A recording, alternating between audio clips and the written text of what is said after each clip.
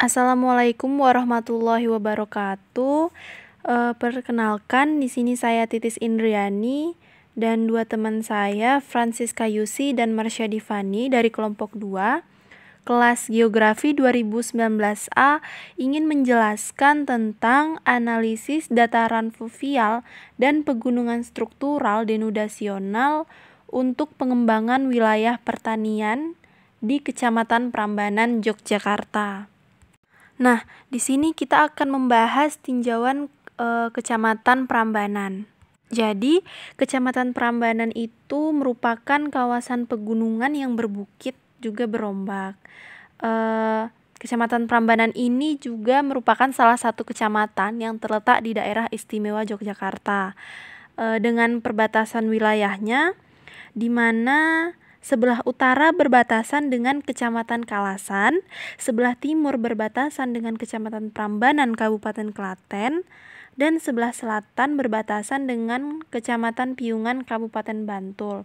Sedangkan sebelah barat berbatasan dengan Kecamatan Barbah dan Kalasan.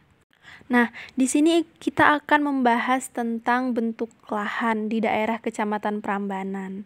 Nah, untuk bentuk lahan yang ada di Prambanan itu memiliki bentuk lahan struktural denudasional dengan topografinya yang berbukit dan mempunyai lereng yang curam.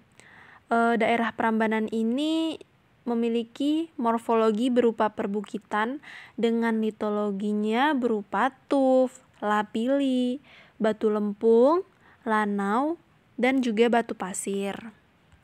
Nah, di sini kita dapat melihat peta jenis tanah yang ada di Kecamatan Prambanan, di mana jenis tanah yang mendominasi di wilayah tersebut yaitu tanah latosol, di mana tanah latosol ini sangat subur sehingga sangat cocok digunakan untuk pengembangan wilayah pertanian.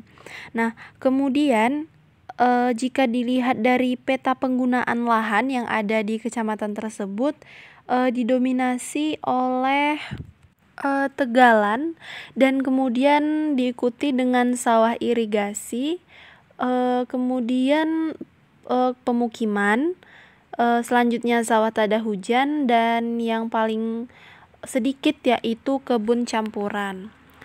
Nah, mengapa yang pada penggunaan lahan di kecamatan ini didominasi oleh tegalan? Karena di kecamatan tersebut sebagian besar masyarakatnya adalah pertanian dan didukung oleh kondisi alamnya, di mana pada wilayah ini merupakan dataran fluvial yang didominasi oleh tanah aluvial sehingga sangat cocok digunakan pertanian. Nah, kemudian untuk potensi wilayahnya tentu saja daerah pertanian, karena itu tadi yang didukung oleh struktur litologi vulkanik yang subur yaitu tanah latosol. Kemudian wilayah ini juga merupakan hasil dari bentang lahan struktural denudasional dan fluvial sehingga sangat sesuai jika digunakan sebagai kawasan wilayah pengembangan pertanian. Nah, untuk rumusan masalah, di sini kami ada 3 rumusan masalah. Yang pertama, persebaran luas lahan pertanian. Yang kedua, pengaruh dataran fluvial pada hasil pertanian. Dan yang ketiga adalah karakteristik lahan yang dibutuhkan untuk pengembangan pertanian.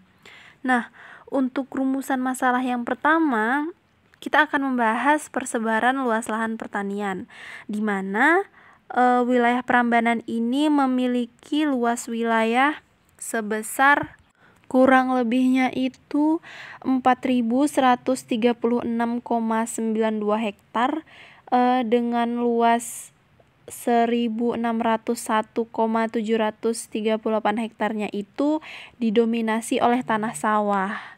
Nah, di mana sebesar 581-nya itu digunakan sebagai irigasi. Sehingga jika kita lihat secara keseluruhan ya, berdasarkan topografinya dulu, Kecamatan Prambanan ini mempunyai potensi yang sangat besar untuk pengembangan lahan pertanian. Dan juga produksi pertanian itu ditunjukkan dengan luasnya lahan pertanian.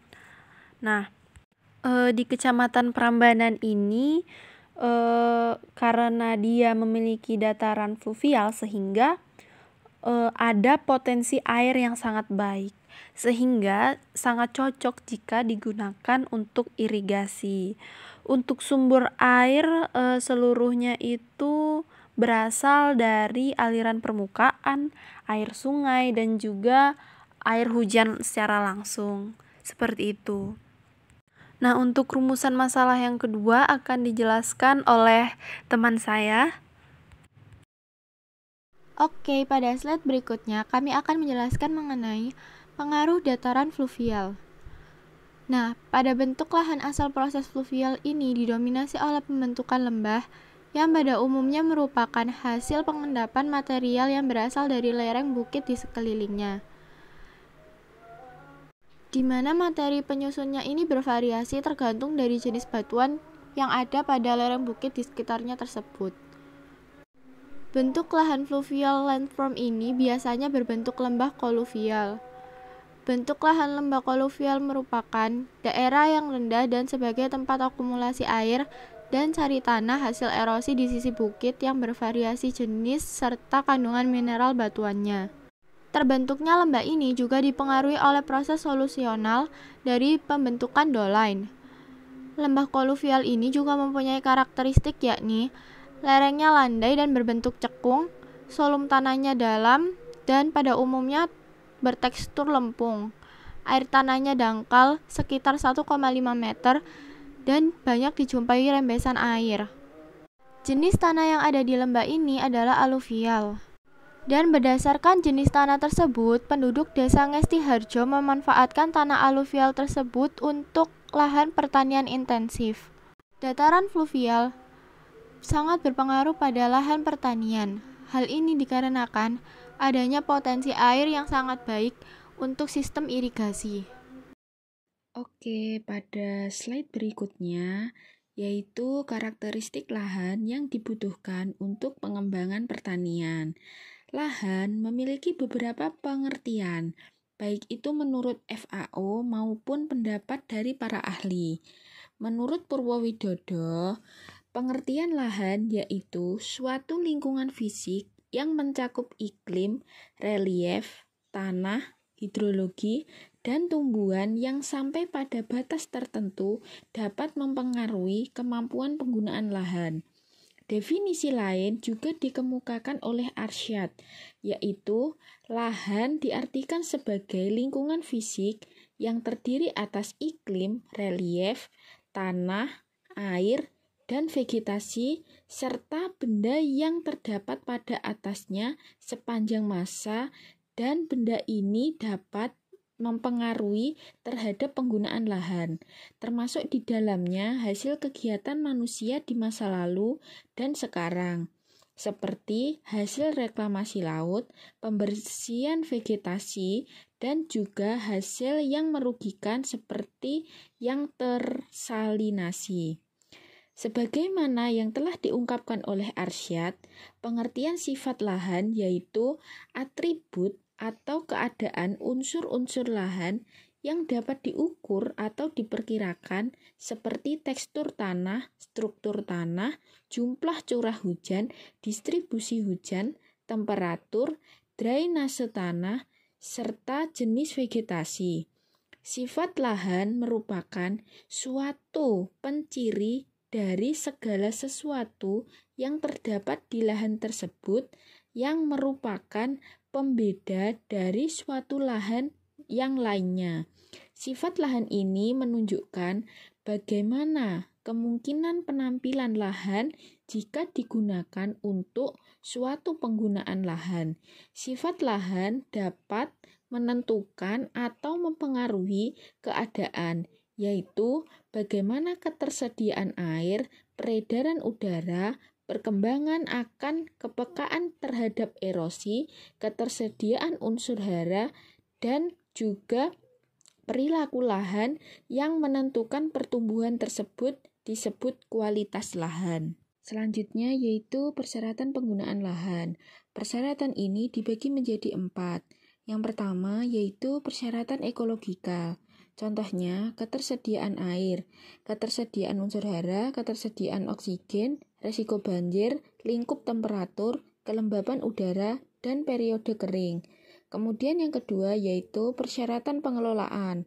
Contohnya persiapan pembibitan dan mekanisasi selama panen. Yang ketiga yaitu persyaratan konservasi. Contohnya kontrol erosi, resiko komplain tanah, dan resiko pembentukan kulit tanah. Kemudian yang terakhir yaitu persyaratan perbaikan. Contohnya pengeringan lahan dan tanggap terhadap pemupukan. Demikian yang dapat kami sampaikan. Ada kurang lebihnya kami mohon maaf. Wassalamualaikum warahmatullahi wabarakatuh.